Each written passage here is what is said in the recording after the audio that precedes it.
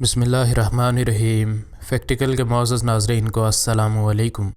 ناظرین محترم، ایک دور تھا کہ شیر کو سب سے خطرناک جانور کا درجہ دیا جاتا تھا، لیکن وقت کے ساتھ ساتھ سوشل اینیمل یعنی بنی نوع انسان ان بے زبان جانوروں پر کیے جانے والے ظلم کی وجہ سے اب سب سے خطرناک جانور سمجھا جاتا ہے۔ اگرچہ یہ بات بڑی ہی کڑوی ہے، لیکن یہ ایک تلخ حقیقت ہے کہ انسان کے ان جانوروں پر مظالم کی وجہ سے آج وہ جانور جسے جنگل کا بادشاہ کہا جاتا تھا اس دنیا سے ختم ہوتا جا رہا ہے۔ جب انسان کی شکار کی ہوس ختم نہ ہوئی تو انسان نے سرکسوں میں شیروں کو لا کھڑا کر دیا۔ 2015 میں جوپیٹر نام کے اس شیر کو سرکس میں رکھنے کے لیے پالا گیا۔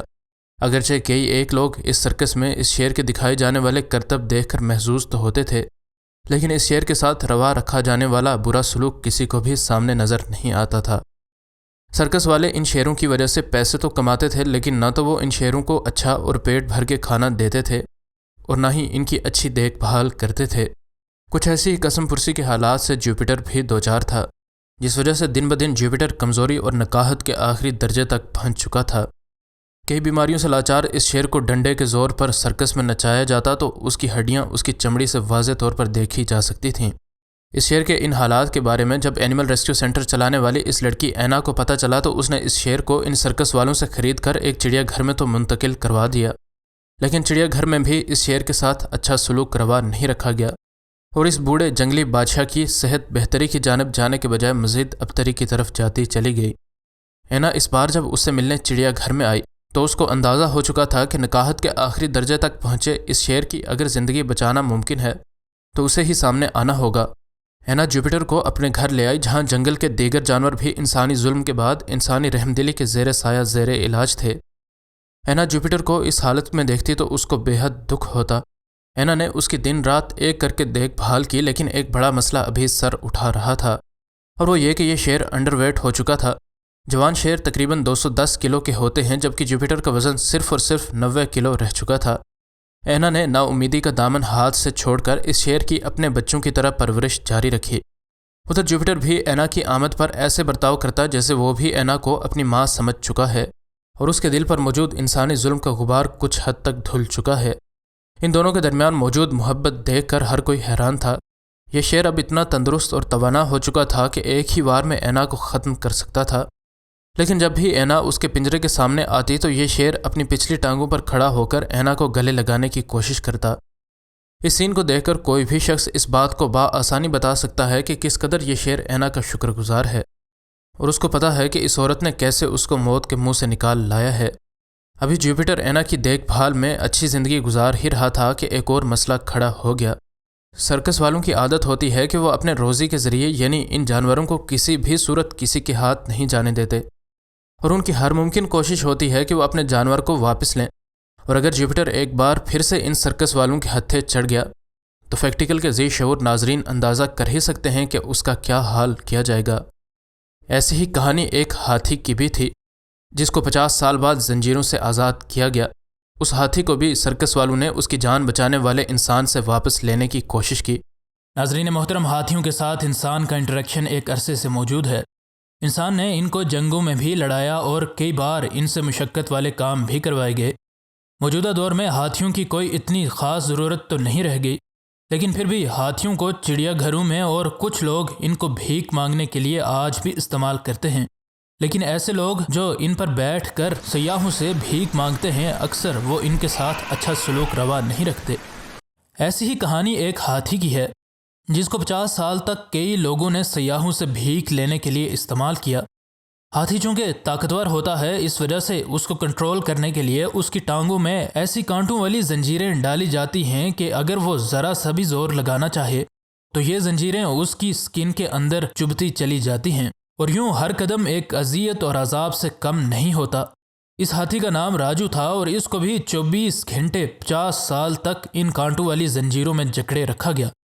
اور کہا جاتا ہے کہ جب وائلڈ لائف کنزرویشن والوں نے اس ہاتھی کی ٹانگوں سے زنجیریں کھولیں تو اس ہاتھی نے ایک ایسا کام کیا کہ سب حیران رہ گئے۔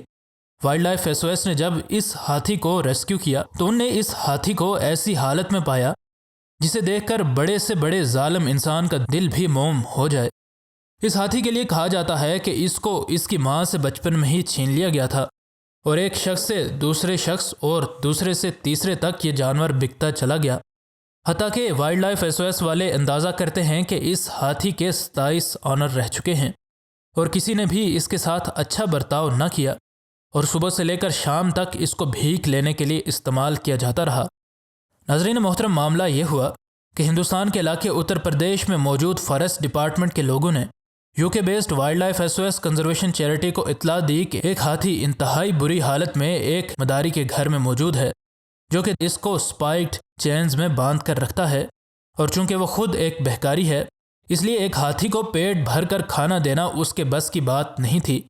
فارسٹری ڈپارٹمنٹ والوں کی کال پر وائلڈ لائف ایکسپرٹس کی ایک ٹیم ان کے پاس پہنچ گئی اور پھر 20 فارسٹری ڈپارٹمنٹ کے لوگ اور 2 پولیس والوں نے ان کے ساتھ مل کر اس جگہ پر رات کو چھاپا مارا جہاں یہ ہاتھی بندھا تھا۔ جب اس ہاتھی کو ریسکیو کرنے کے لیے ٹیم پہنچی تو اس وقت وہ اتنا بھوکا تھا کہ اس کے سامنے جب کوئی کاغذ اور کارڈ بورڈ کیا جاتا تھا تو وہ اسے بھی کھانے کی کوشش کرتا تھا۔ اس ہاتھی کو پیٹ بھر کر کھانا نہ ملنا اس کی کمزوری کی سب سے بڑی وجہ تھی اور اکثر یہ ہاتھی بھوکا ہی رہتا تھا۔ اس جگہ ان لوگوں کو سب سے زیادہ خطرہ اس کے مالک سے تھا جو کہ اپنے اس غلام کو ہر صورت آزادی سے بچانا چاہتا تھا۔ جب ان لوگوں کو یہ ہاتھی ملا تو اس کے جسم پر جگہ جگہ ان اذیتوں کے نشان تھے جن سے اس کے سابقہ مالکان نے اسے گزارا تھا۔ پھر ان لوگوں نے ایک ایک کر کے اس کی ٹانگوں سے زنجیریں اتارنا شروع کر دیں۔ یہ ہاتھی جو کہ 50 سال تک دن رات ان زنجیروں میں جکڑا رہا تھا یقیناً یہ بات بھول چکا تھا کہ زنجیروں کے بغیر زندگی کیسی ہوتی ہے۔ وائلڈ لائف SOS والوں نے اپنی ویب سائٹ پر لکھا ہے کہ جب ان نے اس ہاتھی کی چینز اتارنی شروع کی تو اس ہاتھی کی آنکھوں سے آنسو بہنے لگے جو کہ دیکھ کر نہ صرف سب حیران ہوئے بلکہ سب کو بے حد دکھ بھی ہوا۔ انہوں نے مزید کہا کہ ہم نے ساری رات لگا کر اس کی ٹانگوں کے اندر تک گھسی ان کانٹوں والی زنجیروں کو نکالا، لیکن اس کا مالک اس کام سے بالکل بھی خوش نہیں تھا۔ جب اسے ریسکیو کیا جا رہا تھا تو اس شخص نے وہ تمام آوازیں نکالی جو کہ اس کو کنٹرول کرنے کے لیے نکالی جاتی تھیں، لیکن پھر بھی اس ہاتھی نے اپنے مالک کے ساتھ کوآپریٹ نہیں کیا کیونکہ یقیناً یہ ہاتھی بھی ان کانٹوں والی زنجیروں سے تنگ تھا۔ جب اس ہاتھی کو ٹرک پر لوڈ کیا جانے لگا تو ان لوگوں نے ریسکیورز کا راستہ بھی روکنے کی کوشش کی لیکن وہ اپنی تمام تر کوششوں میں ناکام رہے۔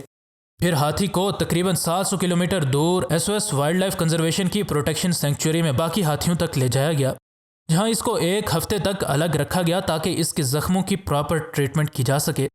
پراپر ٹریٹمنٹ اور پراپر ڈائٹ کے کچھ کڑے دیکھ بھال والے مہینے گزارنے کے بعد آخر اس ہاتھی کے زخم ٹھیک ہونے لگے، لیکن پھر اسی وقت ایک بری خبر آئی جس نے اس ہاتھی کے مستقبل کے بارے میں ایک بار پھر سے سوال کھڑے کر دیے۔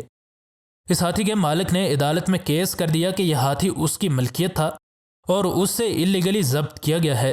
کورٹ میں کیس چلا اور وائلڈ لائف SOS والوں کو بلایا گیا۔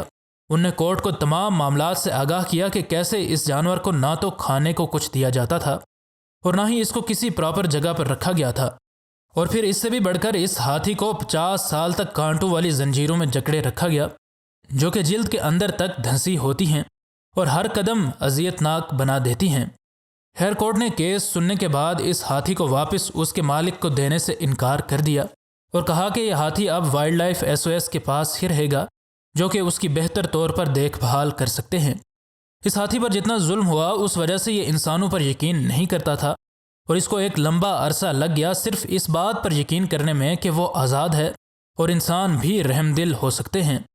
اب یہ ہاتھی خوش ہے اور اب اسے یقیناً انسانوں کی رحم دلی اور محبت کا ایک پہلو بھی دیکھنے کو ملے گا۔